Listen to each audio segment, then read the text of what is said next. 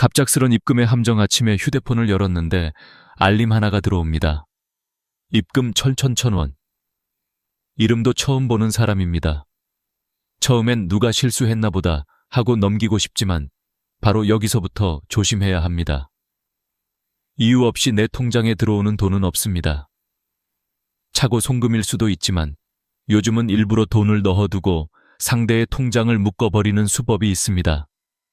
문제는 우리가 아무 행동도 하지 않았는데도 단 몇 시간 만에 결제 이체, 자동이체까지 전부 멈춰버릴 수 있다는 점입니다. 왜 이런 일이 생길까요? 은행은 보이스피싱 피해 신고가 접수되면 피해가 더 확산되지 않도록 먼저 지급을 정지합니다. 신고한 사람이 실제 범인인지 피해자인지 은행은 즉시 판단하기 어렵기 때문에 일단 관련 거래를 멈춰놓고 사실관계를 확인하는 절차부터 밟습니다. 이때 돈을 받은 쪽 통장도 연쇄적으로 묶이는 일이 생깁니다. 나한테 들어온 돈이 범죄와 연결되었을 가능성이 생겼다는 이유만으로요. 그래서 난 잘못이 없다는 설명만으로는 바로 풀리지 않습니다. 기록과 증거, 그리고 정해진 절차가 필요합니다. 더 까다로운 점은 사기범들이 우리의 심리를 잘 안다는 것입니다. 돈이 들어오면 누구나 당황합니다. 보낸 사람한테 연락해서 돌려주면 되겠지 하고 생각하기 쉽습니다. 그런데 바로 그 행동이 위험합니다. 모르는 사람과 직접 연락을 주고받는 순간 대화 내용이 엮여 나중에 오해를 살 수 있습니다. 심지어 돈을 다시 보내면 자발적 이체 내역이 남아 의심 거래로 분류될 수 있습니다. 좋은 의도였는데 왜 문제가 되느냐 하는 억울함이 남겠지만 시스템은 선의와 악의를 구분해주지 않습니다. 제일 먼저 남는 것은 흔적이고 그 흔적이 때로는 우리에게 불리하게 작용합니다. 그래서 갑작스런 입금은 손대지 말고 먼저 신고부터 해야 합니다. 최근에는 통장을 일부러 묶게 만드는 사례가 늘고 있습니다. 누군가에게 앙심을 품고 보복하려는 목적으로 또는 단순한 장난처럼 돈을 넣어둔 뒤 피해 신고를 넣어 상대 통장을 멈추게 만드는 겁니다. 이른바 통장 묶기 대행 같은 악질 서비스까지 온라인에 떠돈다는 보도도 있습니다. 겉으로 보면 돈을 보낸 사람이 손해를 보는 것 같지만 실제로는 신고를 통해 모든 계좌를 멈추게 하여 상대의 생활을 크게 흔드는 방식입니다. 자동이체가 끊기고 카드 결제가 막히고 연금급여 입금이 들어오지 않는다면 그 불편과 경제적 타격은 생각보다 큽니다. 어르신들뿐 아니라 20대 취준생, 30, 40대 직장인, 자영업자까지 누구나 당할 수 있다는 점이 더 무섭습니다. 나는 조심하니까 괜찮다고 넘길 문제가 아닙니다. 그렇다면 왜 3시간이 중요할까요? 신고가 접수되어 지급정지 시스템이 돌아가기까지 보통 몇 단계 확인이 필요하지만 요즘은 전산이 빨라져 초단시간에 동결 절차가 진행됩니다. 우리가 먼저 은행, 금감원, 경찰에 나는 이 거래와 무관하다는 선제신고 기록을 남겨야 하는 이유가 바로 여기에 있습니다. 같은 사건이라도 누가 먼저 기록을 남겼는지가 나중에 큰 차이를 만듭니다. 아직 신고가 안 들어왔다는 단계에서 우리가 미리 알리고 사건 번호를 확보하면 추후 분쟁에서 억울함을 덜 수 있고 지급정지 자체를 막거나 범위를 최소화할 가능성이 커집니다. 반대로 몇 시간만 미루다 보면 이미 정지가 걸리고 그 다음부터는 풀기 위한 증거 싸움이 시작됩니다. 갑작스런 입금은 또 다른 유혹을 동반합니다. 지금 급해서 그런데 반만 돌려주시면 신고 취소하겠다는 연락이 오기도 합니다. 서둘러 문제를 끝내고 싶다는 우리의 조바심을 노리는 말입니다. 그러나 조건부 이체는 두 번째 함정입니다. 돈을 보내는 순간 사건의 양상이 달라지고 돌려받기 어려울 뿐 아니라 우리에게 불리한 해석이 붙습니다. 또한 문자 메신저로 오가는 대화는 조작되기 쉽고 그 내용을 우리가 전부 통제할 수도 없습니다. 그래서 원칙은 단순합니다. 연락하지 않는다, 이체하지 않는다, 스스로 해결하지 않는다. 이 3가지만 지켜도 큰 위험을 피할 수 있습니다. 여기서 중요한 건 상식적인 불편함을 감수하는 태도입니다. 나와 무관한 돈이 들어왔을 때 빨리 돌려주고 끝내자는 생각은 상식적으로 맞아 보입니다. 하지만 금융사기 환경에서는 상식이 우리를 지켜주지 않습니다. 절차가 지켜줍니다. 공식 번호로 전화를 걸고 상담 기록을 남기고 입금 내역을 캡처하고 필요시 경찰서에서 사실 확인서를 받는 것. 조금 번거롭지만 이것이 내 통장을 지키는 가장 안전한 길입니다. 특히 어르신일수록 문자 링크를 누르지 말고 가족이나 가까운 사람에게 먼저 알려 함께 확인하는 습관이 필요합니다. 혼자서 해석하고 결정하려다 실수를 키우는 경우가 많기 때문입니다. 또 하나 기억해야 할 점은 앱 보안과 기기 관리입니다. 금융앱은 항상 최신 버전으로 업데이트하고 잠금 비밀번호를 주기적으로 바꾸어야 합니다. 통화 자동 녹음 설정, 문자 전체 화면 캡처 방법을 미리 알아두면 실제 상황에서 허둥대지 않습니다. 가족과의 비상 연락 규칙을 정해두는 것도 좋습니다. 예를 들어 의심 거래가 보이면 바로 가족 단톡에 알리기, 은행, 금감원, 경찰, 공식 번호를 전화부 상단에 고정해두기 같은 작은 습관이 큰 사고를 막습니다. 예방은 거창한 기술이 아니라 자잘한 생활 수칙에서 시작됩니다. 지금 이 순간에도 누군가의 계좌로 낯선 돈이 들어가고 있을 겁니다. 어떤 분은 에이 설마 하며 지나치고 어떤 분은 바로 신고해 스스로를 지켜냅니다. 두 사람의 차이는 운이 아니라 준비와 판단의 속도입니다. 왜 나한테 이런 돈이 들어왔지? 라는 의심이 드는 즉시 우리는 해야 할 일을 알고 있어야 합니다. 손대지 않고 연락하지 않고 기록을 남기고 공식 창구로 알리는 것. 이 단순한 순서를 잊지 않는다면 갑작스런 입금은 더 이상 함정이 되지 않습니다. 작은 당황을 잘 다스리면 큰 피해를 막을 수 있습니다. 그리고 그 침착함이 여러분의 평생 재산과 신용을 지켜줍니다. 우리가 선택할 수 있는 길은 명확합니다. 불분명한 돈과 직접 거래하지 않는 것, 절차를 믿고 따르는 것, 그리고 혼자 끙끙 앓지 않는 것. 갑작스런 입금의 진짜 정체는 대개 시험지 같은 것입니다. 당황한 사람은 틀리고 준비된 사람은 마칩니다. 다음 장에서 우리는 이 시험을 통과하는 시간표와 순서를 차근차근 살펴보겠습니다. 중요한 건 겁먹지 않는 태도입니다. 알고 있으면 두렵지 않습니다. 모르는 상태로만 두려운 법입니다. 3시간의 전쟁, 낯선 입금 문자를 보고 이상하다 느낀 순간부터 사실상 시간과의 싸움이 시작됩니다.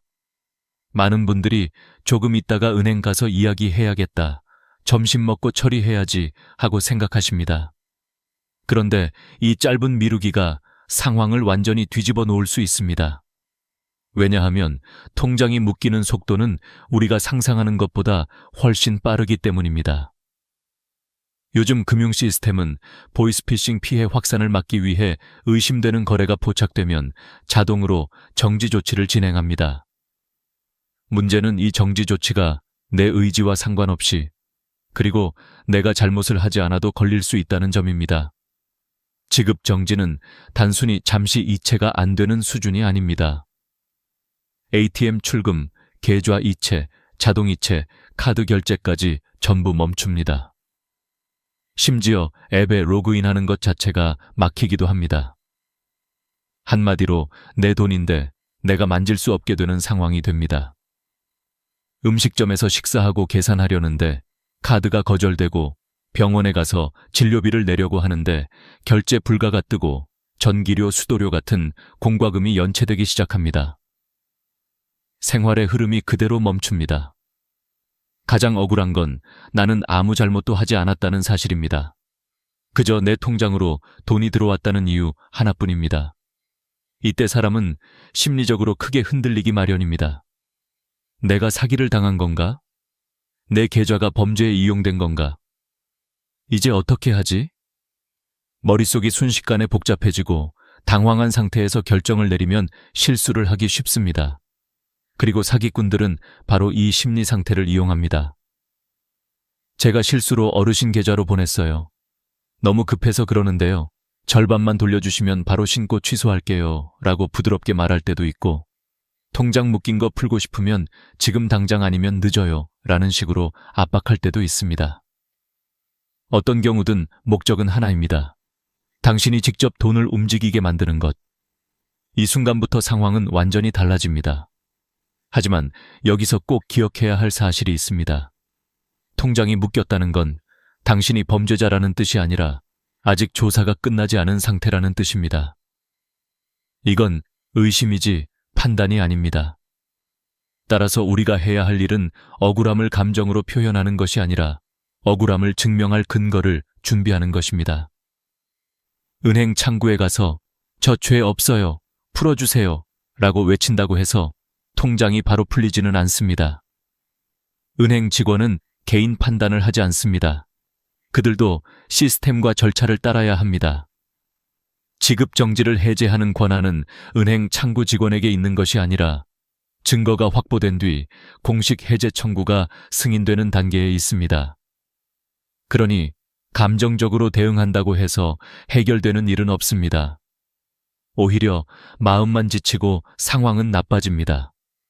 이 3시간이라는 시간은 우연한 숫자가 아닙니다. 범죄 신고가 접수되고 전산망에서 이체 차단 신호가 전송되고 관련 계좌가 위험 목록에 올라가는 데 걸리는 최소 반응 시간이 대략 2-3시간입니다. 따라서 송금자가 신고하기 전에 내가 먼저 신고한 기록을 남기는 것이 핵심입니다.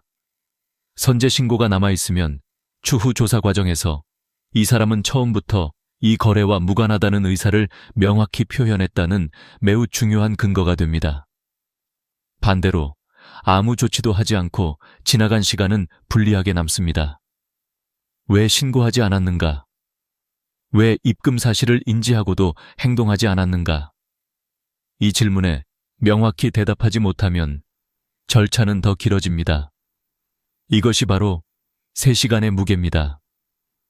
단순한 시간의 흐름이 아니라 신용과 자산, 그리고 자존감이 연결되어 있는 시간입니다. 여기서 한 가지 중요한 심리적 포인트가 있습니다. 사람은 예상하지 못한 상황이 발생하면 머리가 먼저 반응하는 것이 아니라 감정이 먼저 반응합니다. 놀람, 혼란, 부정, 회피. 그리고 그 사이에 시간은 계속 지나갑니다. 그러나 이 시간을 침착함과 절차적 대응으로 바꾸면 공포와 불안은 확신과 안정감으로 바뀝니다. 그래서 우리는 미리 알아야 합니다. 미리 알면 당황하지 않습니다. 당황하지 않으면 실수하지 않습니다. 실수하지 않으면 피해를 막을 수 있습니다. 3시간은 짧지만 그 안에서 할 수 있는 일은 명확하고 그 행동들이 여러분의 평생 재산을 지킬 수 있습니다. 다음 부분에서 우리는 절대로 해서는 안 되는 행동과 왜 그것이 치명적인 결과를 낳는지 차근차근 살펴보겠습니다. 절대 하면 안 되는 행동. 낯선 돈이 통장에 들어왔을 때 사람들이 가장 먼저 하는 실수는 상식적으로 해결하려고 한다는 것입니다.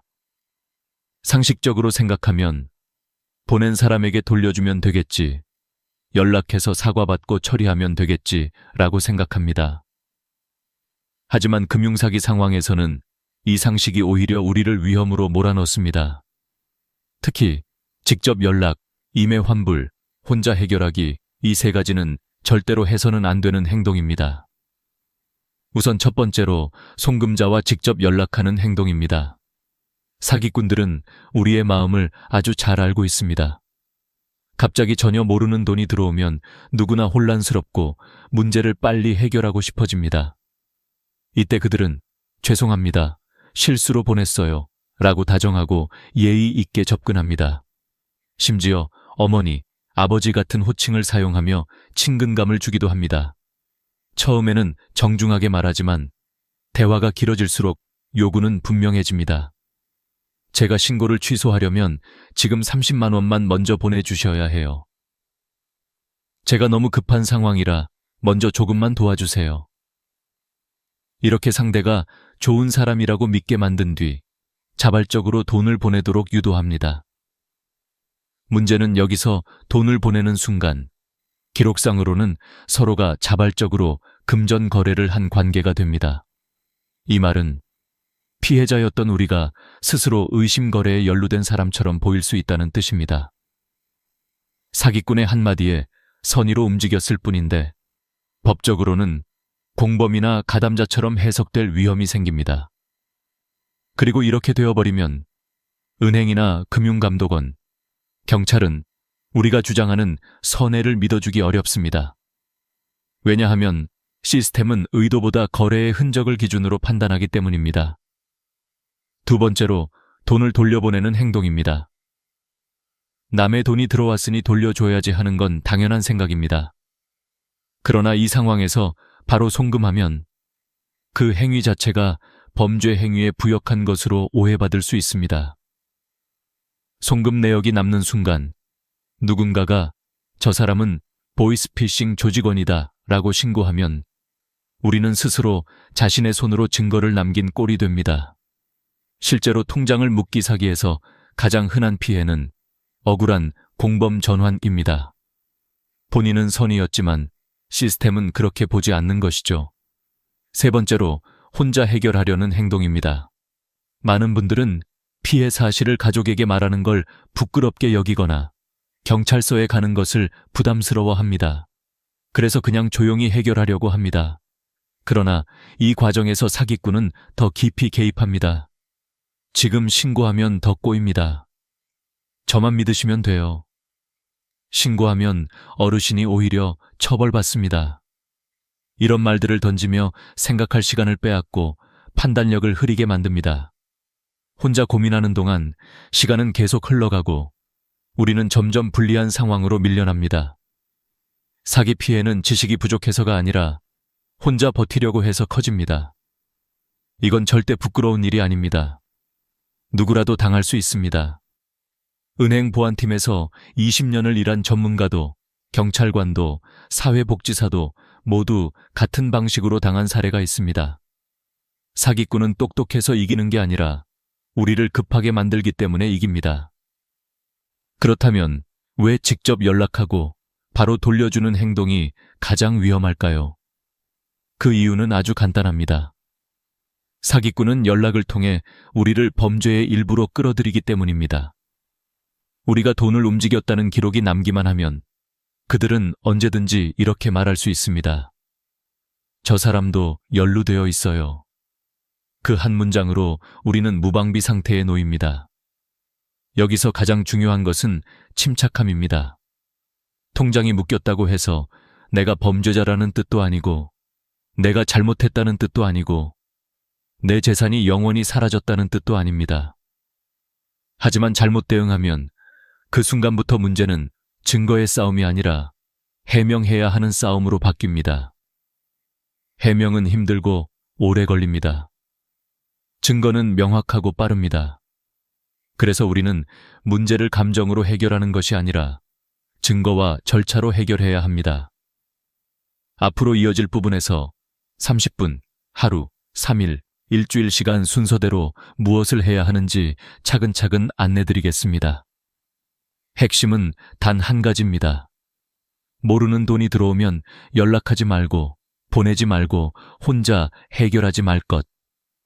이 세 가지만 지켜도 여러분은 절반은 이미 이긴 것입니다. 30분, 하루, 3일, 일주일 대응법. 이제부터는 당황하지 않고 순서대로 움직이는 것이 가장 중요합니다.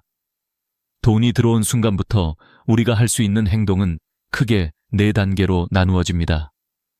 이 4단계를 기억하기 쉽도록 시간 기준으로 정리해 보겠습니다.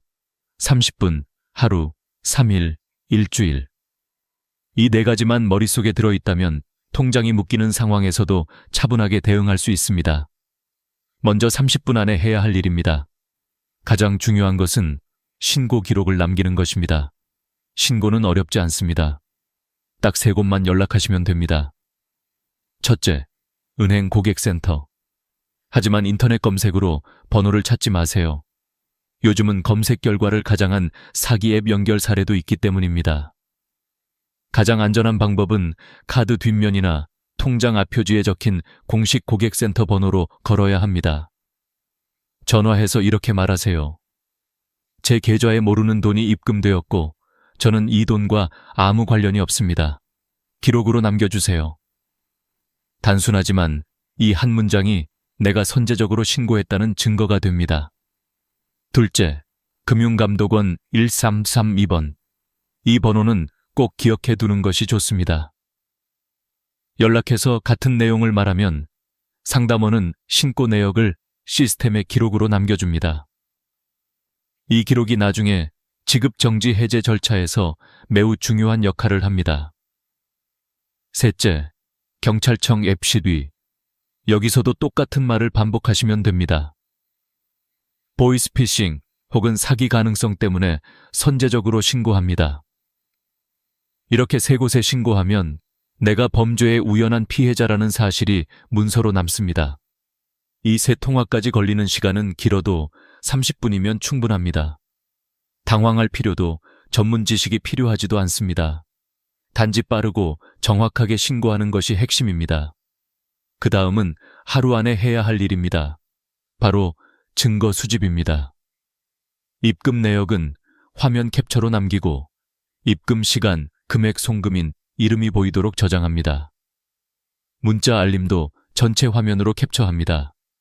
그리고 이 모든 이미지를 사진첩에만 저장하지 말고 별도의 폴더를 만들어 정리해 두세요. 가능하다면 가족에게 카카오톡으로 보내 백업해 두는 것도 좋습니다. 휴대폰이 고장나거나 잃어버리면 증거가 사라질 수 있기 때문입니다. 또한 이 시점에서 휴대폰 자동 통화 녹음 기능을 켜두는 것이 좋습니다. 사기범이 언제 연락해 올지 모르기 때문입니다.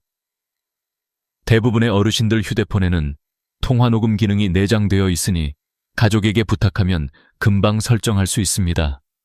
다음은 3일 안에 해야 할 일입니다. 바로 경찰서에서 사건 사고 사실 확인서를 발급받는 것입니다. 이 서류는 나는 범죄와 무관한 사람입니다 라는 것을 공식적으로 확인해주는 문서입니다. 증거를 가지고 경찰서 민원실에 가서 상황을 설명하면 신고 기록과 증거를 토대로 확인서를 발급받을 수 있습니다. 여기서 중요한 건 시기입니다. 지급 정지가 시작된 날로부터 3일 안에 받아야 합니다. 하루라도 늦으면 서류 발급이 어려워지고 절차가 길어지며 통장 해제까지 몇 달이 걸릴 수 있습니다. 따라서 이 부분은 절대 미루면 안 됩니다. 마지막은 일주일 안에 해야 할 일입니다. 경찰서에서 받은 사실 확인서를 들고 은행에 가서 지급정지 해제 청구서를 제출하는 것입니다. 이때 앞서 준비한 증거, 입금 내역 캡처, 신고 접수 번호, 문자 캡처 등을 함께 제출하면 은행은 이를 검토하여 해제 가능 여부를 심사합니다. 서류가 정돈되어 있을수록 처리 속도는 빨라집니다. 어떤 분들은 2주 만에 풀리기도 했고 어떤 분들은 6개월이 걸리기도 했습니다. 이 차이는 대부분 초기 대응 속도와 증거 정리의 차이입니다. 여기까지의 내용을 다시 한번 간단하게 정리하면 이렇습니다.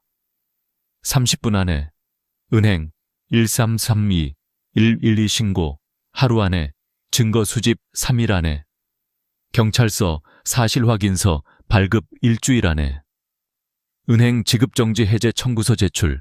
이 4단계는 복잡해 보이지만 실제로는 순서만 알고 있으면 어렵지 않습니다. 특히 어르신분들은 혼자 하려고 하지 말고 가족에게 함께 하자고 말하는 용기가 필요합니다. 부끄러움은 문제가 아닙니다. 부끄러움 때문에 말하지 않으면 시간과 재산과 자존심이 더 큰 상처를 입습니다. 우리는 지금까지 무섭다는 감정이 아니라 대응할 수 있다는 방법을 배웠습니다. 방법을 알고 있으면 두려움은 줄어듭니다. 두려움이 줄어들면 판단이 명확해집니다. 그리고 판단이 명확하면 우리는 피해자가 아니라 스스로를 지키는 사람이 됩니다. 이제 다음 부분에서는 실제로 이 과정을 통해 통장을 지켜낸 분들의 공통점을 살펴보겠습니다. 그 이야기는 여러분의 마음을 조금 더 단단하게 만들어줄 것입니다. 끝까지 통장을 지켜낸 사람들의 공통점, 이제는 실제로 이 상황을 이겨낸 사람들의 이야기를 살펴볼 차례입니다. 우리는 앞에서 원칙과 절차를 배웠습니다. 하지만 사람 마음은 원칙만으로 움직이지 않습니다. 누군가는 당황해서 시간을 놓치고, 누군가는 겁이 나서 아무것도 못하고, 누군가는 설마 나한테 그런 일이라며 무시합니다. 그런데 같은 상황 속에서도 빠르게 해결한 사람들에는 분명한 공통점이 있습니다. 그 공통점은 지식이나 재산, 나이나 학력이 아니라 단 4가지의 태도였습니다. 먼저, 상황을 있는 그대로 받아들인 태도입니다. 서울에 사시는 67세 한미순 어르신 이야기를 떠올려 봅시다. 어르신 통장에 130만 원이 갑자기 들어왔고 3시간 후 통장이 묶였습니다. 많은 분들이라면 이렇게 생각했을 겁니다. 내가 뭘 잘못했다고? 억울한데 일단 은행 가서 따져야지. 하지만 한미순 어르신은 감정보다 현실을 먼저 인정했습니다. 통장이 묶였다는 건 절차가 시작되었다는 뜻이다. 그러면 지금 내가 할 일은 억울함을 말하는 것이 아니라 증거를 준비하는 것이다. 이 차이가 모든 것을 바꾸었습니다. 감정은 폭발하는데 해결은 멀어지는 상황에서 한 어르신은 스스로를 지켜내는 선택을 하신 겁니다.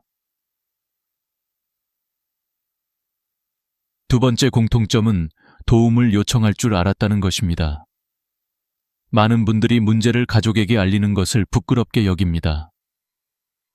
나이가 몇인데 이런 걸 당해? 괜히 애들한테 걱정 끼치기 싫어. 하지만 이런 생각 때문에 더 큰 피해가 생깁니다. 반대로 한미순 어르신은 바로 아들에게 전화를 걸었습니다. 아들은 침착하게 말했습니다. 엄마, 지금부터는 감정이 아니라 기록이야. 내가 도와줄게. 혼자가 아니었다는 사실. 그것만으로 어르신은 무너지지 않았습니다. 누군가와 함께하면 판단이 흔들리지 않습니다. 우리가 기억해야 할 문장은 이겁니다. 부끄러움은 문제가 아니다. 침묵이 문제다.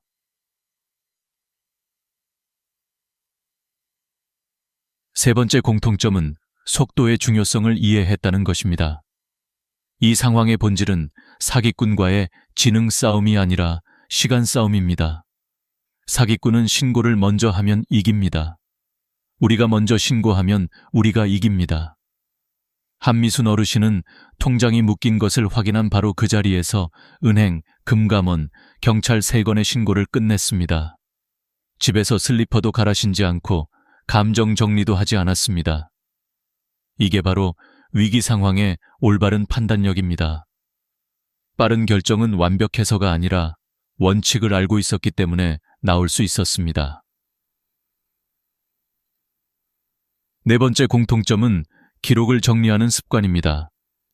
증거 수집은 어렵지 않지만 정리가 되어 있어야 힘을 발휘합니다. 통화 녹음, 문자 캡처, 송금 내역, 스크린샷, 신고 접수 번호 정리, 그리고 백업. 한미순 어르신은 혹시 모르니까 라는 마음으로 모든 자료를 2군데씩 저장했습니다. 이 한마디는 단순한 습관이 아니라 평생 쌓아온 삶의 태도였습니다. 조심하는 마음, 소중한 걸 지키려는 마음, 자신을 보호하는 마음. 이 마음이 사람을 지켜줍니다. 여기서 중요한 이야기를 하고 싶습니다. 이런 대응법은 나이가 들었다고 해서 더 어려운 것이 아닙니다. 오히려 젊은 사람들보다 어르신들이 더 잘 해낼 수 있습니다. 왜냐하면 어르신들은 급하게 판단하지 않고 경험으로 상황을 바라보고 조심해야 할 때를 알고 계시기 때문입니다. 경험은 지식보다 강합니다. 연륜은 기술보다 깊습니다. 사기꾼은 빠르고 교활할 수 있지만 어르신들의 신중함과 인내를 이길 수 없습니다. 이제 한 가지 질문을 드려볼게요. 만약 내일 아침 여러분 통장에 100만 원이 갑자기 들어온다면 여러분은 무엇을 하시겠습니까? 당황하고 고민하고 시간을 보내실 건가요? 아니면 지금 배운 대로 바로 움직일 건가요? 선택은 언제나 우리에게 있습니다. 하지만 준비된 사람만이 제대로 선택할 수 있습니다. 지식은 머리에만 두면 흔들립니다. 하지만 몸으로 알고 있는 지식은 위기에서도 움직입니다. 오늘 우리가 배운 것은 단순한 정보가 아니라 움직이는 방법입니다.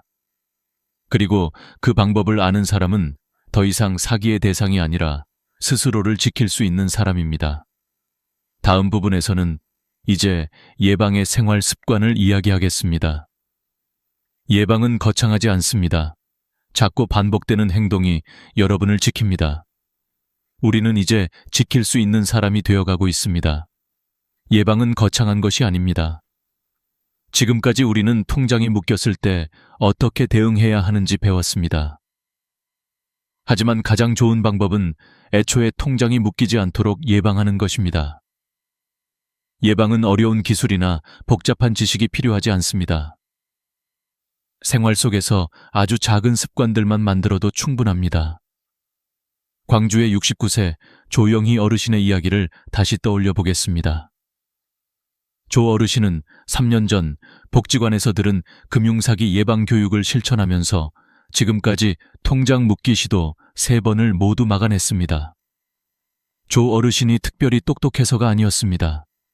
그저 습관을 만들었을 뿐입니다. 첫 번째 습관은 매일 아침 통장 잔액 확인입니다. 하루에 10초면 됩니다. 은행 앱을 열고 잔액이 변했는지, 어제와 다른 점이 있는지 확인하는 것. 이 작은 점검이 위험을 가장 빨리 발견하는 방법입니다. 대부분의 피해자들은 몰랐다가 아니라 알고도 일정 시간이 지나도록 방치했다입니다. 하지만 하루에 한 번만 확인하면 신고 타이밍을 놓치지 않게 됩니다. 두 번째 습관은 일주일에 한 번 거래 내역 확인입니다. 입금, 출금, 자동이체까지 살펴보는 겁니다. 어르신들 중에는 나는 큰돈 안 쓰니까 괜찮아 라고 생각하는 분들이 많습니다. 하지만 사기꾼들은 큰 돈을 한 번에 가져가지 않습니다. 작은 금액을 여러 번 혹은 모르는 입금을 미끼로 접근합니다. 그래서 눈에 보이는 내역 자체가 사전 경고 신호가 됩니다. 세 번째 습관은 한 달에 한 번 비밀번호 변경입니다. 은행 앱 비밀번호, 계좌 비밀번호, 휴대폰 잠금 비밀번호. 가족에게 부탁하면 5분이면 할 수 있는 일입니다. 비밀번호를 바꾸는 이유는 복잡하지 않습니다. 정보 유출 가능성을 줄이기 위해서입니다. 사기 조직은 우리보다 훨씬 느리고 꾸준합니다. 우리는 한 번만 바꾸면 되지만 사기꾼은 처음부터 다시 시작해야 합니다. 이 차이가 예방의 본질입니다. 네 번째 습관은 3개월에 한 번 가족끼리 금융 안전 이야기 나누기입니다. 요즘 이런 사기가 많더라. 우리도 조심하자. 혹시 이상한 전화 오면 서로 바로 알려주자. 이 짧은 대화가 가족 전체를 지켜줍니다. 사기꾼은 한 사람을 속이기 쉽지만 가족 전체를 속이는 것은 어렵습니다. 이 4가지 습관은 거창하지 않습니다. 돈이 들지도 않습니다. 시간이 많이 필요한 것도 아닙니다. 단지 의식하고 반복하면 되는 일입니다. 그런데 이 습관들이 여러분의 평생 재산을 지킬 수 있습니다.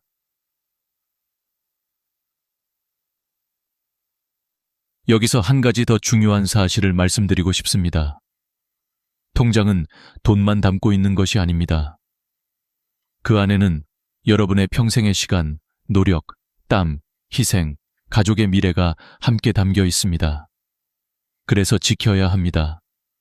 사기꾼은 돈을 노리는 것이 아니라 여러분이 평생 쌓아온 가치와 자존심을 흔드는 것을 노립니다. 부산의 70세 최명숙 어르신이 그랬습니다. 평생 아이들을 가르치시고 한 푼 두 푼 모아 3,200만 원을 만들어 놓으셨습니다. 하지만 통장이 묶인 순간 그 돈은 없는 돈이나 다름없었습니다. 돈이 있는데 쓸 수 없다는 것. 그 감정이 얼마나 절망스러운지 그분은 조용히 이렇게 말씀하셨습니다. 돈이 문제가 아니라 내가 못 지켰다는 마음이 더 아팠어요. 그 마음 저는 너무 잘 압니다. 그래서 지금 여러분께 진심으로 말씀드립니다. 여러분은 이미 지킬 수 있는 힘을 갖고 계십니다. 정보를 알았고, 절차를 배웠고, 사례를 들었고, 마음의 준비도 하셨습니다. 지금 이 순간부터 여러분은 더 이상 사기의 대상이 아닙니다. 스스로를 지킬 수 있는 사람입니다. 이제 마지막으로 여러분께 드리고 싶은 말이 있습니다. 오늘 영상이 끝났다고 해서 여러분이 배운 것이 사라지는 것은 아닙니다. 하지만 실천하지 않으면 아무것도 변하지 않습니다. 지금 바로 할 수 있는 일은 아주 간단합니다. 휴대폰에 은행 고객센터 번호, 금감원 1332, 경찰 112, 저장하기, 통장 잔액 확인하기, 가족 단톡에 말하기. 이런 사기가 요즘 많대. 우리 서로 알려주자. 오늘 이 3가지만 하세요. 그러면 여러분은 이미 절반 이상 지켜낸 것입니다. 여러분, 우리는 혼자가 아닙니다. 이 영상을 보고 있는 수많은 분들이 같은 걱정을 가지고 같은 마음으로 배우고 있습니다. 서로 돕고, 서로 알리고, 서로 지키면 이 사기는 우리에게 절대 이길 수 없습니다. 여러분은 소중합니다. 여러분의 돈은 소중합니다. 그리고 여러분의 삶의 가치와 존엄은 돈보다 더 소중합니다. 그 가치를 지키는 방법을 알고 있는 지금, 여러분은 이미 강합니다. 감사합니다. 건강하시고 지혜롭게 지키세요. 그리고 안전하세요. 영상이 도움이 되셨다면 구독과 좋아요, 알림 설정 부탁드립니다. 여러분의 작은 클릭 하나가 또 다른 누군가의 평생 재산을 지킬 수 있습니다. 다음 시간에도 여러분께 꼭 필요한 진짜 정보를 가지고 돌아오겠습니다. 남성분들, 오늘 밤도 또 잠에서 깨어 화장실에 가실 예정입니까? 잠을 자다가 갑자기 허리를 세우고 불 꺼진 방 안에서 더듬으며 문을 찾고 겨우 화장실에 도착했는데도 소변이 시원하게 나오지 않는 그 답답함.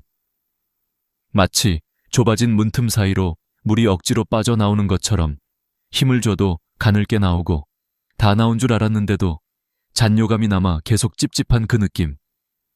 우리는 흔히 이렇게 말합니다. 나이 들면 다 그렇지. 조금 불편한 것뿐이야. 그러나 저는 단호하게 말씀드립니다. 그것은 단순한 불편이 아닙니다. 전립선이 굳어가고 있다는 분명한 경고 신호입니다.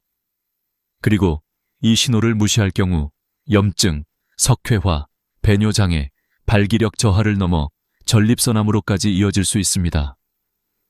저는 20년 넘게 남성 빈뇨와 전립선 건강을 진료해온 의사입니다. 제 앞에 앉았던 수많은 환자들은 처음에 모두 같은 말을 했습니다. 별거 아니라고 생각했습니다. 그냥 참고 살면 괜찮을 줄 알았습니다. 하지만 전립선은 침묵하는 장기입니다. 한번 나빠지기 시작하면 소리 없이 천천히, 그러나 분명하고 깊게 기능을 잃어갑니다. 그리고 어느 순간에는 돌처럼 굳어버려 다시 되돌리기가 매우 어려워집니다. 그때는 약도, 시술도, 수술도 만족스러운 효과를 내기 어렵습니다. 많은 분들은 이렇게 생각합니다. 그냥 밤에 화장실 몇 번 가는 게 뭐가 문제야. 하지만 그 몇 번을 위해 당신은 잠을 깊게 잘 수 없고 몸은 회복되지 않으며 다음날 하루 종일 피로, 무력감, 집중력 저하를 느낍니다. 여기에 더해 사람은 본능적으로 언제 소변이 마려울지 모른다는 불안감을 갖게 됩니다. 그래서 버스를 타도, 모임에 나가도, 여행을 가도 마음이 조급해집니다. 심지어 어떤 분들은 외출 자체를 점점 피하게 됩니다. 몸뿐 아니라 삶의 자신감과 존엄성 자체가 무너지는 것입니다. 한 번은 이런 환자가 있었습니다.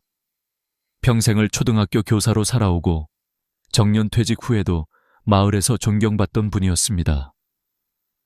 그런데 어느 날 아들이 그를 부축해 제 진료실로 데리고 왔습니다. 그의 어깨는 축 내려가 있었고 눈빛은 흐릿했습니다. 그는 작게 말했습니다. 원장님, 저는 요즘 사는 게 부끄럽습니다. 잠을 자지 못하고 밖에 나가는 것이 두렵습니다. 소변이 언제 마려울지 몰라 마음이 조급하고 손주들과 눈을 마주치기도 어렵습니다. 그 순간 저는 그의 문제는 단지 전립선의 문제가 아니라 그의 삶의 품격이 훼손되고 있다는 사실을 알 수 있었습니다. 전립선 건강은 단순히 배뇨 기능의 문제가 아닙니다. 그것은 존엄성의 문제, 남성으로서의 자신감의 문제, 그리고 가족과 함께 살아가는 일상의 문제입니다. 그렇기 때문에 저는 오늘 분명하게 말씀드립니다. 이 문제는 절대 시간이 해결해주지 않습니다. 오히려 시간이 지날수록 더 악화됩니다. 그러나 희망은 분명히 있습니다. 전립선은 완전히 죽은 기관이 아니라 돌아올 수 있는 기관입니다. 혈관, 근육, 신경을 되살리고 전립선 내부에 고여있던 오래된 분비물을 배출하여 전립선이 다시 부드럽고 유연하게 움직일 수 있도록 돕는다면 당신의 밤은 다시 평온해질 수 있습니다. 오늘 이 영상을 끝까지 보신다면 약, 수술, 고통 없이 전립선을 20, 30년 젊게 되돌릴 수 있는 가장 근본적인 방법을 알게 되실 겁니다. 지금 이 순간 당신이 영상을 끄느냐 아니면 계속 보느냐에 따라 당신의 앞으로 10년, 20년의 삶의 질이 달라집니다. 이제 진짜 이야기를 시작하겠습니다. 김민준이라는 이름을 가진 한 남자가 있었습니다. 그는 평생을 아이들을 가르치며 살아온 초등학교 교장 선생님이었습니다. 학생들에게는 따뜻했고 동료들에게는 신뢰받았으며 가족들에게는 자랑스러운 가장이었습니다. 그는 늘 당당했습니다. 아침에는 정장을 차려입고 학교로 나가고 아이들의 인사를 받으며 하루를 시작하는 삶. 그는 자신의 삶을 누구보다 성실하게 살아온 사람이었습니다. 그런 그가 은퇴 후 얼마 지나지 않아 완전히 다른 사람이 되어 제 앞에 앉아 있었습니다. 어깨는 움츠러져 있었고 눈빛은 흐릿했고 표정은 자신감이 사라진 채 굳어 있었죠. 그의 아들은 조용히 말했습니다. 원장님, 아버지가 요즘 거의 잠을 못 주무십니다. 1시간 간격으로 화장실을 가세요. 그런데 정작 화장실에 가면 시원하게 나오지 않아서 한참을 서 계십니다. 얼마 전에는 가족 여행을 갔다가 소변이 급해져서 도중에 버스에서 뛰어내릴 뻔했어요. 그 이후로는 어디 나가는 것 자체를 두려워하세요. 그 말은 그저 설명이 아니라 아버지를 더 이상 지켜볼 수 없었던 아들의 마음이었습니다. 저는 아들에게 잠시 밖에서 기다려달라고 부탁하고 김민준 씨와 단둘이 마주 앉았습니다. 한동안 말이 없었습니다. 조용한 방 안에서 그는 천천히 시선을 아래로 떨어뜨렸습니다. 그리고 아주 작은 목소리로 말했습니다. 원장님, 저는 요즘 사는 게 부끄럽습니다. 그 말은 마치 오래된 나무가 갑자기 금이 가듯 조용하지만 깊게 울리는 고백이었습니다. 그는 이어 말했습니다. 밤마다 소변 때문에 잠을 설치고 낮에는 혹시 소변이 마려울까봐 밖을 못 나갑니다. 친구들을 만나러 가는 것도 두렵고 손주들이 놀자고 달려오면 그저 웃어주기만 할 뿐 몸을 움직일 자신이 없습니다. 잠시 말을 멈추더니 그의 눈에 맺힌 눈물이 뚝하고 떨어졌습니다. 예전에는 제가 가족을 지키는 기둥이라고 생각했는데 지금은 제 자신도 지키지 못하는 사람이 되어버린 것 같습니다. 밤에 일어나 팬티가 젖어 있는 걸 보면 그 순간 정말 숨고 싶습니다. 그 순간 저는 그의 아픔이 단지 신체적인 문제가 아니라는 것을 알았습니다. 그는 소변 때문에 힘든 것이 아니라 자신의 존엄성이 서서히 무너지고 있다는 사실 때문에 고통받고 있었던 것입니다. 전립선 문제는 단순히 배뇨 장애가 아닙니다. 이것은 삶을 지탱하는 자존심의 문제입니다. 한 남자가 스스로에 대해 갖는 마지막 자부심이 무너질 때 그 고통은 말로 표현할 수 없을 만큼 깊고 조용합니다. 저는 그의 손을 조용히 바라보며 말했습니다. 환자분, 이 문제는 절대 부끄러운 것이 아닙니다. 이것은 자연스러운 몸의 신호이고 지금 이 신호를 정확히 이해하고 대응하면 상황은 반드시 좋아질 수 있습니다. 그는 고개를 들고 저를 바라보았습니다. 눈빛은 여전히 약했지만 그 안에는 아주 희미한 희망이 떠올랐습니다. 저는 말을 이어갔습니다. 전립선은 죽어가는 기관이 아닙니다. 돌아올 수 있는 기관입니다. 전립선은 근육, 혈관, 신경으로 이루어져 있고 우리가 어떻게 관리하느냐에 따라 다시 부드러움을 되찾고 기능을 회복할 수 있습니다. 그리고 그 방법은 약이나 수술이 아닙니다. 몸이 지닌 본래의 회복 능력을 깨우는 것입니다. 그는 조용히 숨을 들이쉬었습니다. 그 침묵 속에는 포기에서 희망으로 넘어가고자 하는 작은 움직임이 있었습니다. 바로 이 순간이 중요합니다. 전립선 건강 회복은 의사가 대신 해줄 수 있는 것이 아닙니다. 환자의 삶과 마음이 함께 움직여야만 진짜 변화가 시작됩니다. 그는 말했습니다. 원장님, 저는 다시 나아질 수 있을까요? 저는 단호하게 대답했습니다. 네, 환자분.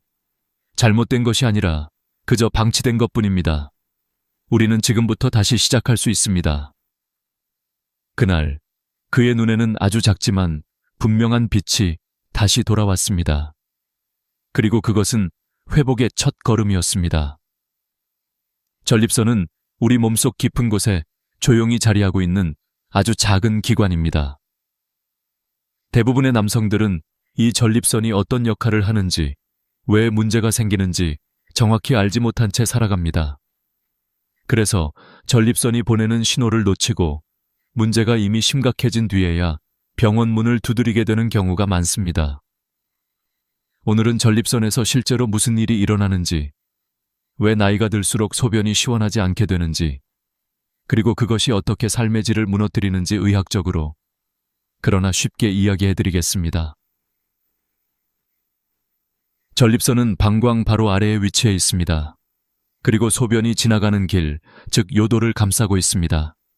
즉, 전립선이 조금만 부어도 단단해져도 염증이 생겨도 소변의 길이 좁아지고 흐름이 약해지게 됩니다.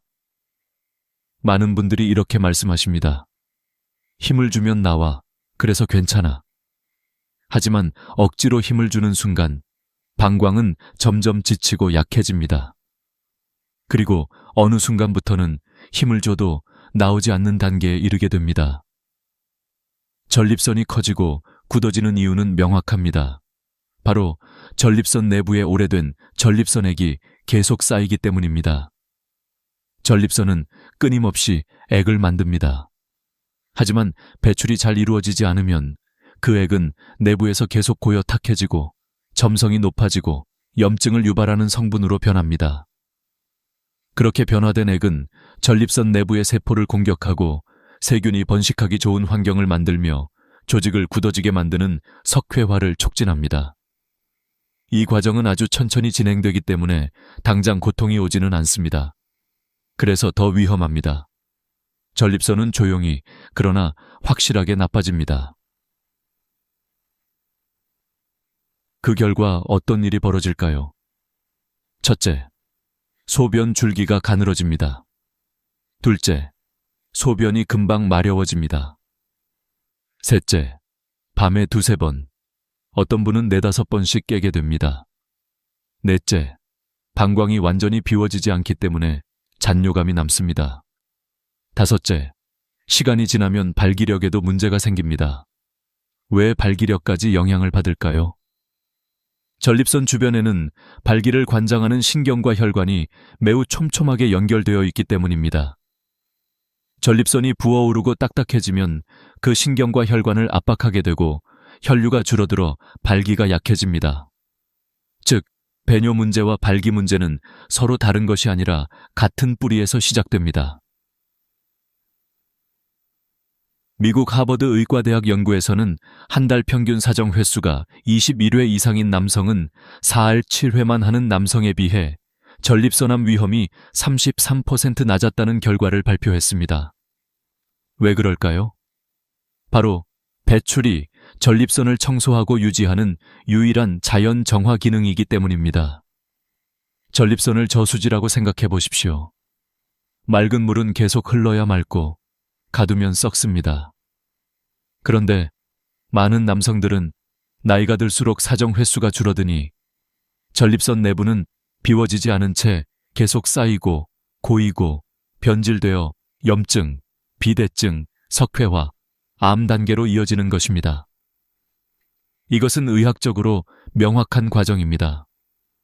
그리고 지금 이 순간에도 화장실에서 왜 이렇게 안 나오지? 라고 서 있는 남성들의 몸속에서 조용히 진행되고 있는 현실입니다.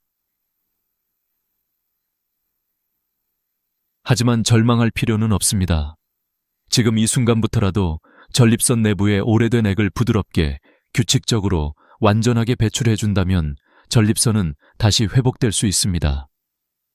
전립선 세포는 완전히 죽지 않은 이상 혈류와 산소 공급이 회복되면 조직의 부드러움과 기능을 되찾습니다.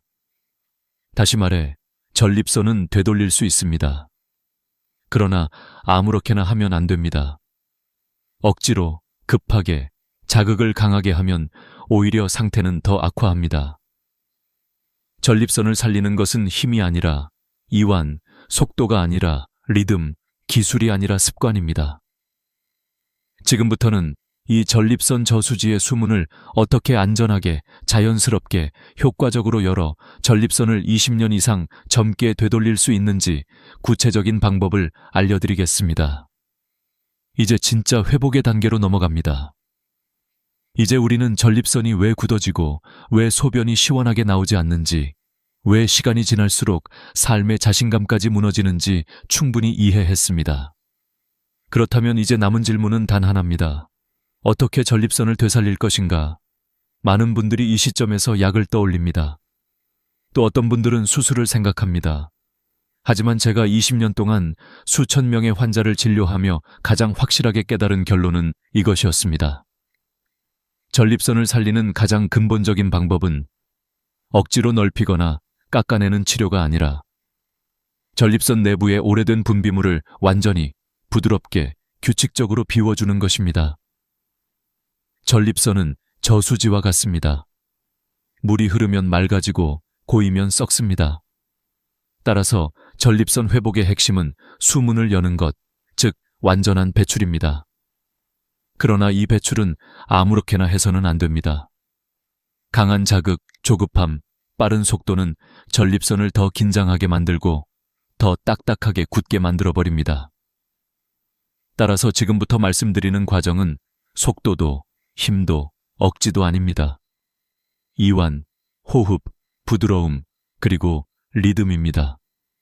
이것은 하나의 기술이 아니라 몸을 이해하는 태도입니다. 우선 환경이 중요합니다. 몸이 따뜻하고 마음이 긴장하지 않을 때 전립선과 골반 근육은 가장 부드럽게 풀립니다. 따라서 가장 좋은 시간은 따뜻한 샤워 직후입니다. 물의 온기가 혈관을 열고 근육의 긴장을 풀어주기 때문입니다. 조용하고 누구에게도 방해받지 않는 공간. 이것이 첫 번째 조건입니다. 편안한 자세 역시 결정적입니다. 허리를 세우고 억지로 집중하려 하면 골반 바닥 근육에 긴장이 생깁니다. 가장 좋은 자세는 반쯤 기대어 눕는 자세, 소파에 몸을 기댄 상태나 침대에서 상체를 30도 정도 세운 자세입니다. 이때 무릎 아래 작은 쿠션을 놓으면 배와 회음부의 긴장이 훨씬 더 잘 풀립니다. 몸이 이완되는 순간 전립선은 마치 굳어있던 문이 천천히 열리듯 부드러워지기 시작합니다. 다음은 자극의 방향입니다. 많은 분들은 성기의 끝만 자극합니다. 하지만 전립선을 되살리고 오래된 분비물을 부드럽게 배출하려면 성기의 뿌리와 회음부까지 함께 이완시켜야 합니다. 회음부는 고환과 항문 사이의 부드러운 부분입니다. 그 바로 안쪽에 전립선이 자리하고 있습니다. 이 부위를 손바닥과 손가락으로 강하게가 아니라 천천히 따뜻하게 눌렀다가 풀어주는 방식으로 마사지해 주십시오. 마치 꽁꽁 언 땅을 녹이듯이 서두르지 마십시오. 몸이 열리는 데에는 시간이 필요합니다. 최소 10분. 이 시간은 전립선이 깨어나는 시간입니다. 급하게 끝내려 하면 몸은 다시 닫힙니다. 하지만 천천히 리듬을 따라가면 몸은 스스로 문을 엽니다. 그리고 아주 중요한 순간이 있습니다. 사정감이 몰려올 때 바로 그 순간 잠시 멈추는 것입니다. 멈추고 길게 숨을 들이쉬고 천천히 내쉬면서 그 감각이 가라앉기를 기다립니다. 이것은 단순한 조절 기술이 아닙니다. 전립선 주변의 혈관과 신경이 긴장해서 이완으로 바뀌는 전환점입니다. 그 감각이 부드러워지는 순간 다시 천천히 리듬을 이어가십시오. 이 과정을 2번 또는 3번 반복한 후에 자연스럽게 사정이 이루어지면 전립선 내부는 훨씬 더 완전하게 비워집니다. 여기서 핵심은 쾌락이 목표가 아니라 완전한 배출이 목표라는 사실입니다. 마지막으로 사정 후에는 케겔 근육을 가볍게 조여주는 마무리가 필요합니다. 소변을 참는 것처럼 항문을 10초간 조였다가 풀기. 이 동작을 10번 합니다. 이 간단한 동작이 전립선 내부에 남아있을 수 있는 잔여 분비물을 부드럽게 짜내고 다음 회복을 위한 골반 근육을 단단하게 만들어줍니다. 이것이 전립선 회복의 완성 단계입니다. 정리하자면 이 과정은 절대로 부끄러운 행위가 아닙니다. 은밀함이 아니라 건강을 되살리는 의학적 자기관리입니다. 전립선 회복은 의사가 대신 해줄 수 없습니다. 약도 일시적입니다. 수술은 마지막 선택입니다. 그러나 몸은 스스로 되돌아갈 능력을 갖고 있습니다. 우리는 그 문을 열어주기만 하면 됩니다. 이제 전립선은 다시 시작할 준비가 되어 있습니다. 그리고 당신도 그렇습니다. 다음 단계에서 우리는 이 회복이 더 강해지고 오래 유지되기 위해 반드시 지켜야 할 원칙들을 이야기하겠습니다. 모든 회복에는 방향이 있습니다. 그리고 그 방향을 잘못 잡으면 아무리 노력해도 결과는 멀어질 뿐입니다. 전립선 회복도 마찬가지입니다. 지금까지 우리는 전립선을 되살리는 가장 중요한 핵심, 즉 부드럽고 완전한 배출의 원리를 배웠습니다. 하지만 이 과정에는 반드시 지켜야 할 안전 수칙이 있습니다. 이 수칙을 지키지 않으면 효과가 반으로 줄어들거나 심한 경우 오히려 상태가 악화될 수도 있습니다. 따라서 지금부터 말씀드리는 내용은 지금까지의 어떤 설명보다 더 중요합니다. 이 부분을 정확히 이해하는 것이 당신의 회복 속도를 결정합니다. 그 남성분들 중에는 빨리 낫고 싶다, 효과를 금방 보고 싶다 라는 마음이 너무 앞서는 경우가 많습니다. 하지만 기억해야 할 것이 있습니다. 전립선은 힘을 주면 닫히고 이완하면 열린다는 것입니다. 어떤 환자분은 처음 이 회복법을 알게 된 후 하루에 여러 번 시도했습니다. 마치 숙제를 하듯 의무감으로 조급하게. 하지만 그 결과는 어떠했을까요? 몸은 더 경직되었고 전립선 주변 근육은 오히려 더 긴장했습니다. 마음에서도 압박감이 생기면서 발기력까지 더 약해졌습니다. 전립선 회복에서 욕심은 독입니다. 일주일에 2세 3회, 몸이 따뜻하고 마음이 편안한 순간에 부드럽게, 천천히. 이것이 가장 빠른 길입니다. 또 한 가지 매우 중요한 부분은 윤활제 선택입니다. 이것은 단순한 편의의 문제가 아니라 전립선 건강을 지키는 안전장치입니다. 어떤 분들은 집에 있는 로션이나 크림 혹은 비누 거품을 사용합니다. 그러나 이것은 전립선과 요도에 치명적인 염증을 일으킬 수 있습니다. 화학 성분이 피부를 자극하고 요도 안쪽 점막에 손상을 입히면 소변 볼 때 극심한 통증과 화끈거림이 나타납니다. 이러한 염증은 전립선 회복 속도를 몇 배나 늦출 수 있습니다. 따라서 반드시 무향의 수용성 윤활제 또는 순수한 식물성 오일만 사용해야 합니다. 조금 번거롭더라도 약국에 가서 구입하십시오.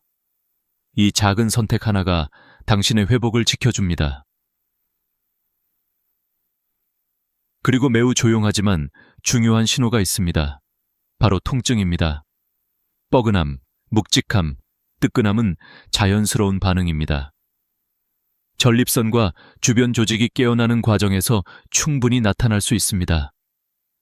하지만 칼로 찌르는 듯한 통증, 참기 어려운 화끈거림, 고열, 오한, 몸살과 같은 증상이 나타난다면 그것은 단순한 기능 회복 과정이 아닙니다. 염증이 번지고 있다는 신호입니다. 이때는 즉시 멈추고 회복을 쉬어야 합니다. 조금 쉬고 몸이 안정되면 다시 천천히 이어가면 됩니다. 억지로 밀어붙이는 것은 강함이 아니라 몸의 신호를 무시하는 잘못된 용기입니다. 진짜 강함은 몸의 목소리를 들을 줄 아는 마음입니다. 전립선 회복에서 또 하나 중요한 요소는 걷기입니다. 많은 사람들이 과소평가하지만 걷기는 전립선에 가장 자연스럽고 순한 자극을 줍니다. 특히 저녁 식사 후 2.30분, 조금 숨이 찰 정도의 속도로 걷는 것이 가장 효과적입니다. 걸을 때 골반 바닥 근육이 리듬 있게 움직입니다. 이 리듬은 전립선 주변 혈류를 부드럽게 자극하여 회복 속도를 빠르게 만듭니다. 그리고 가능하다면 혼자가 아니라 배우자와 함께 걸어보십시오. 걷는 사람은 몸만 움직이는 것이 아닙니다. 마음도 같이 풀립니다. 함께 걷고, 함께 대화하고, 함께 웃는 것. 이것이 전립선 회복을 단순히 치료 과정이 아니라 삶을 되돌리는 과정으로 만들어줍니다. 전립선은 혼자 싸우는 기관이 아닙니다. 당신의 마음, 생활 습관, 일상의 속도와 함께 움직입니다. 그리고 지금 이 과정을 겪고 있는 당신은 절대 혼자가 아닙니다. 이 길은 이미 수많은 남성들이 걸어왔고 그들은 모두 말합니다. 천천히 가면 반드시 좋아진다. 다음 단계에서는 이 회복이 일시적인 변화로 끝나지 않고 평생 유지되는 힘으로 자리 잡기 위해 가정에서 함께 할 수 있는 방법과 삶을 되찾은 남성들의 이야기를 들려드리겠습니다. 당신은 지금 되돌아가는 길 위에 서 있습니다. 그리고 그 길은 당신이 생각하는 것보다 훨씬 더 환합니다. 전립선의 회복은 결코 혼자만의 싸움이 아닙니다. 남성의 몸이 약해지기 시작하는 순간 가장 먼저 무너지는 것은 몸이 아니라 자신감이고 그 다음은 가정의 분위기입니다. 하지만 반대로 말하면 몸이 다시 회복되는 순간 가장 먼저 피어나는 것도 자신감이며 그 다음에 되찾게 되는 것이 바로 가정의 평안입니다. 그래서 오늘 이 마지막 부분에서는 전립선 회복을 혼자가 아니라 함께하는 방법에 대해 이야기하려 합니다. 특히 오랜 시간을 함께 걸어온 아내와의 동행은 이 회복에 놀라울 만큼 큰 힘을 발휘합니다.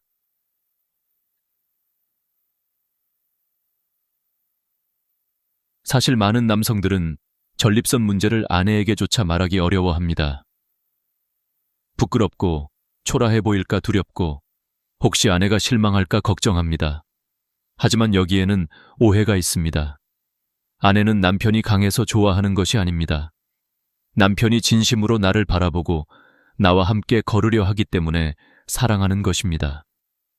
부끄러움은 오히려 두 사람의 사이를 멀어지게 하지만 진실된 고백은 두 사람을 더욱 단단하게 묶어줍니다.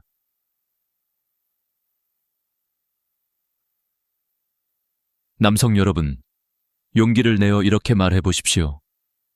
여보, 나 요즘 소변 때문에 잠을 잘 못 자. 조금 힘들어. 근데 고치고 싶어.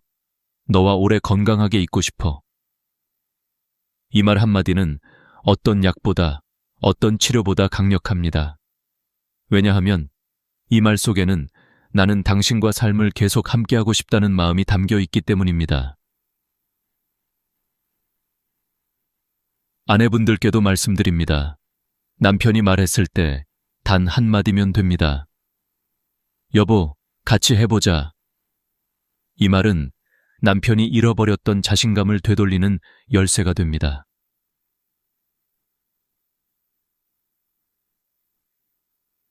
이제 함께 실천할 수 있는 전립선 회복 생활 루틴을 알려드리겠습니다. 복잡하지 않습니다. 일상 속에서 자연스럽게 할 수 있는 것들입니다. 1.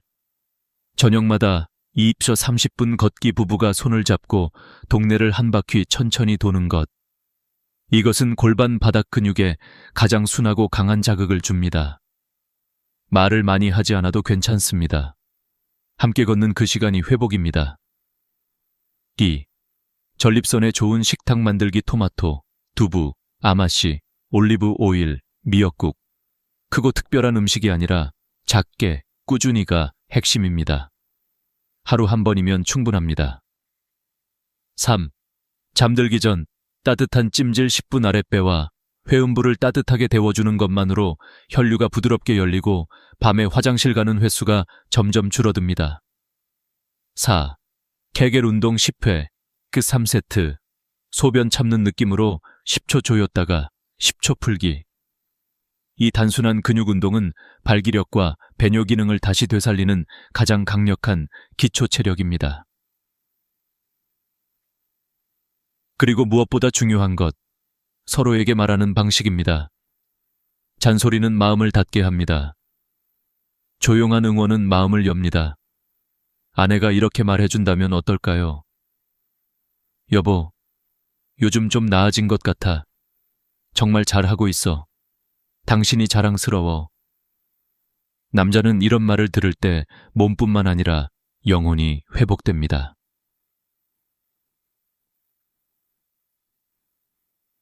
마지막으로 한 가지 이야기를 들려드리고 싶습니다. 어느 68세 남성은 전립선 문제로 인해 밤마다 5번씩 깼고 외출도 두려워졌습니다. 그는 스스로 초라해졌다고 느꼈습니다. 하지만 그의 아내는 어느 날 이렇게 말했습니다. 여보, 당신이 아픈 게 부끄러운 게 아니야. 아픈데도 버티고 살아가는 게 더 용기 있는 거야. 나는 당신이 자랑스러워. 그 말을 들은 순간 그는 눈물을 흘렸습니다. 그리고 그날 밤부터 그는 다시 회복을 시작했습니다. 3개월 후 그는 밤에 한 번만 깨게 되었고 다시 손주들과 공원에서 걷기 시작했습니다. 회복은 몸에서 시작되는 것이 아니라 마음에서 시작됩니다. 이제 당신에게 질문 드리겠습니다. 당신은 오늘도 이 문제를 혼자 견디며 살아갈 것입니까? 아니면 오늘부터 당신 자신과 당신의 삶, 그리고 당신 곁에 있는 소중한 사람을 위해 되돌아가는 걸음을 시작하시겠습니까? 선택은 오직 당신의 것입니다. 그리고 그 선택은 당신의 남은 인생의 품격을 결정합니다. 천천히 가도 괜찮습니다. 하지만 멈추지 마십시오. 나는 당신을 응원합니다. 그리고 당신은 혼자가 아닙니다.